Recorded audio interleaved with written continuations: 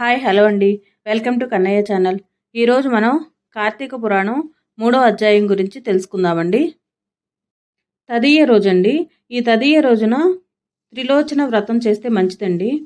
ఒకవేళ వ్రతం ఆచారం లేని వాళ్ళు ఇంట్లో ఉన్న పార్వతీదేవికి కుంకుమార్చన చేయటం కూడా చాలా మంచిది. ఈరోజు ఉప్పు దానంగా ఇస్తే మంచిదంటారండి. విశేషమైన ఫలితాన్ని ఇస్తుంది. ఇక మనం కథలోకి వెళ్దామండి. కార్తీక మాసం స్నాన మహిమను గురించి తెలుసుకుందామండి. కార్తీక మాస స్నాన మహిమ. జనక మహారాజా, కార్తీక మాసమున ఏ ఒక్క చిన్న దానము చేసినను అది గొప్ప ప్రభావము కలదై వారికి సకల ఐశ్వర్యములు కలుగుటయే కాక మరణానంతరం వారు శివ సాన్నిధ్యమును చేరుదురు. కానీ కొంతమంది అస్థిరమైన భోగభాగ్యములు విడువలేక కార్తీక స్నానములు చేయక అవినీతి పరులై భ్రష్టులై సంచరించి కడకు క్షుద్ర జన్మలు అనగా కోడి కుక్క పిల్లిగా జన్మింతురు. అధమము కార్తీక మాస శుక్ల పౌర్ణమి రోజు అయినను స్నానదాన జపతపాదులు చేయకపోవుట వలన అనేక చండాలాది జన్మలెత్తి కడకు బ్రహ్మరాక్షసిగా పుట్టుదురు. దీనిని గురించి నాకు తెలిసిన ఇతిహాసం ఒకటి వినిపించదును. సపరివారముగా శ్రద్ధగా ఆలకింపుము. బ్రహ్మరాక్షసులకు ముక్తి కలుగుట. ఈ భరతఖండ మందలి దక్షిణ ప్రాంతమున ఒకానొక గ్రామంలో మహావిద్వాంసుడు తపస్సాలి సత్యవాక్య పరిపాలకుడు అగు తత్వనిష్ఠుడను బ్రాహ్మణుడొకడు ఉండెను. ఒకనాడు ఆ బ్రాహ్మణుడు తీర్థయాత్రాసక్తుడై అఖండ గోదావరికి బయలుదేరెను. ఆ తీర్థ సమీపమున ఒక మహా వటవృక్షంబుపై భయంకర ముఖములతోనూ దీర్ఘ కేశములతోనూ బలిష్టంబులైన కూరలతోనూ నల్లని బాణపొట్టలతోనూ చూచువారికి అతి భయంకర రూపముతోనూ ముగ్గురు బ్రహ్మరాక్షసులు నివసించుచు ఆ దారిన పోవు బాటసారులను బెదిరించి వారిని భక్షించుచు ఆ ప్రాంతమంతయు భయకంపితము చేయుచుండిరి. తీర్థయాత్రకై బయలుదేరి అఖండ గోదావరి పుణ్యక్షేత్రమున పితృదేవతలకు పిండ ప్రదానము చేయుటకు వచ్చుచున్న విప్రుడు ఆ వృక్షము చెంతకు చేరుసరికి యథాప్రకారముగా బ్రహ్మరాక్షసులు క్రిందకు దిగి అతని చంపబోవు సమీపమున బ్రాహ్మణుడు ఆ భయంకర రూపమును చూసి గజగజ వణుకుతూ ఏమియూ తోచగా నారాయణ స్తోత్రము బిగ్గరగా పఠించుచు ప్రభో ఆర్తత్రాణ పరాయణ అనాథరక్షక, ఆపదలో ఉన్న గజేంద్రుని, నిండు సభలో అవమానాల పాలవుచున్న మహాసాధ్వి ద్రౌపదిని, బాలుడగు ప్రహ్లాదుని రక్షించిన విధముగానే ఆ పిశాచముల బారి నుండి నన్ను రక్షించు తండ్రి అని వేడుకొనగా ఆ ప్రార్థనలు విన్న బ్రహ్మరాక్షసులకు జ్ఞానోదయం కలిగి మహానుభావ, మీ నోటి నుండి వచ్చిన శ్రీమన్నారాయణ స్తుతి విని మాకు జ్ఞానోదయం అయినది, మమ్ము రక్షింపుడు అని ప్రాధేయపడిరి. వారి మాటలకు విప్రుడు ధైర్యం తెచ్చుకొని ఓయి మీరెవరు, ఎందులకు మీకీ రాక్షస రూపంబులు కలిగెను, మీ వృత్తాంతము తెలుపుడు అని పలుకగా వారు విప్రపుంగువ, మీరు పూజ్యులు ధర్మాత్ములు వ్రత నిష్ఠాపరులు, మీ దర్శన భాగ్యం వలన మాకు పూర్వజన్మ మందలి కొంత జ్ఞానము కలిగినది, ఇక నుండి మీకు మా వలన ఏ ఆపద కలుగదు అని అభయమిచ్చరి. అందుక బ్రహ్మరాక్షసుడు తన వృత్తాంతమును ఈ విధముగా చెప్పసాగెను. నాది ద్రావిడ దేశం, బ్రాహ్మణుడను నేను, మహాపండితుడనని గర్వము కలవాడినై ఉంటిని. న్యాయవాది విచక్షణలు మాని పశువువలే ప్రవర్తించితిని.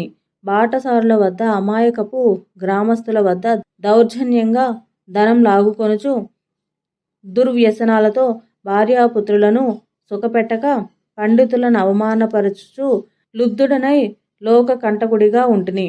ఇట్లుండగా ఒకానొక పండితుడు కార్తీక మాస వ్రతమును యథావిధిగా ఆచరించి భూతతృప్తి కొరకు బ్రాహ్మణ సమారాధన చేయు తలంపుతో పదార్థ సంపాదన నిమిత్తము దగ్గరున్న నగరమునకు బయలుదేరి తిరుగు ప్రయాణంలో మా ఇంటికి అతిథిగా వచ్చెను. వచ్చిన పండితుని నేను దూషించి కొట్టి అతని వద్దనున్న ధనము వస్తువులు తీసుకుని ఇంటి నుండి గెంటివేచితిని.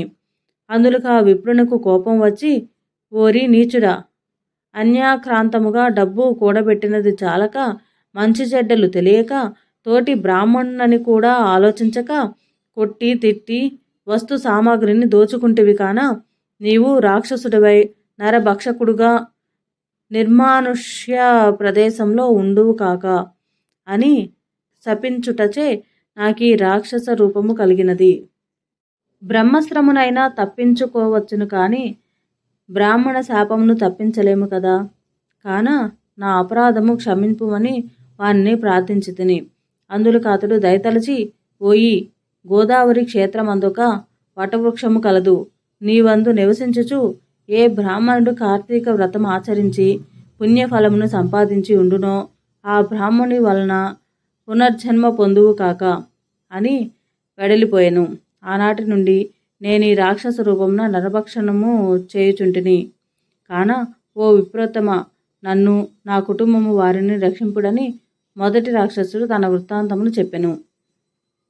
ఇక రెండవ రాక్షసుడు, ఓ ద్విజోత్తమ, నేను కూడా పూర్వజన్మలో బ్రాహ్మణునే. నేను నీచుల సహవాసము చేసి తల్లిదండ్రులను బాధించి వారికి తిండి పెట్టక మార్చి అన్నమో రామచంద్ర అనునట్టులా చేసి వారి ఎదుటనే నా భార్యా బిడ్డలతో పంచభక్ష్య పరమాన్నములతో భుజించుచుండెడి వాడను. నేను ఎట్టి దాన ధర్మములు చేసి ఎరుగను. నా బంధువులను కూడా హింసించి వారి ధనమును అపహరించి రాక్షసుని వలె ప్రవర్తించితిని. కాన నాకీ రాక్షసత్వము కలిగెను. పాప పంకిమల నుండి ఉద్ధరింపుము అని బ్రాహ్మణుని పాదములపై పడి పరిపరి విధముల వేడుకొనెను.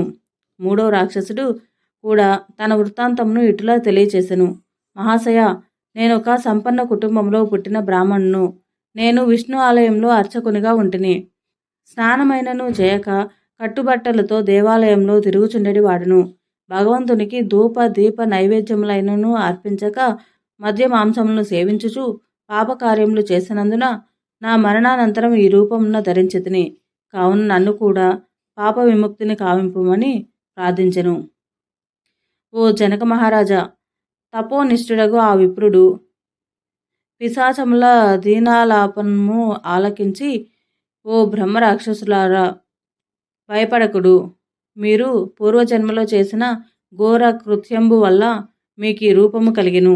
నా వెంట రండు, మీకు విముక్తిని కలిగింతును అని వారి నోదార్చి తనతో కొనిపోయి ఆ ముగ్గురి యాతనా విముక్తికై సంకల్పము చెప్పుకొని తానే స్వయముగా గోదావరిలో స్నానం ఆచరించి స్నాన పుణ్యఫలము ఆ ముగ్గురి బ్రహ్మరాక్షసులకు దారపోయగా వారి వారి రాక్షస స్వరూపములు పోయి దివ్య రూపములు ధరించి వైకుంఠమునకెగిరి.